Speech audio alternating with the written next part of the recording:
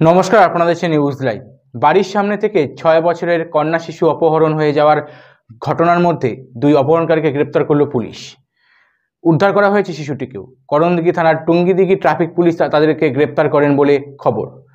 শিশুসহ 2 দুষ্কৃতীকে করণদিঘি থানায় নিয়ে যাওয়া হয়েছে। পুলিশ সূত্রে জানা গিয়েছে, 2 অপহরণকারীর নাম মনসুর আলম, বয়স 30, ও এজাজ আহমেদ। তাদের বাড়ি হরিশ্চন্দ্রপুরের গঙ্গা নদিয়া গ্রামে। হরিশ্চন্দ্রপুরের সালালপুর গ্রামে বাড়ির সামনে থেকে আফরোজা খাতুন নামে 6 বছরের এক কন্যা শিশুকে বাইকে করে অপহরণ করে নিয়ে যায় 2 যুবক। তদন্তে নেমেছে হরিশ্চন্দ্রপুর থানার পুলিশ।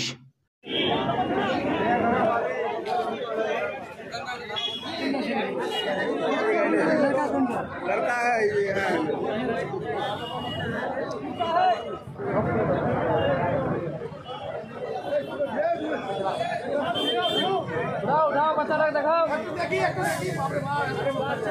দেখাও দেখাও বাচ্চাটাকে, দেখাও দেখাও দেখো সবাই মুখটা খোলাও।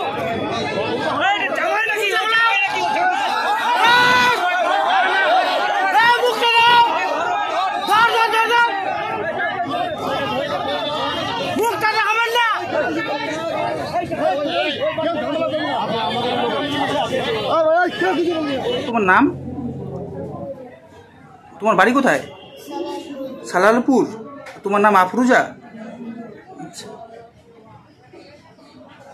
কারা নিয়ে যাচ্ছিল তোমাকে?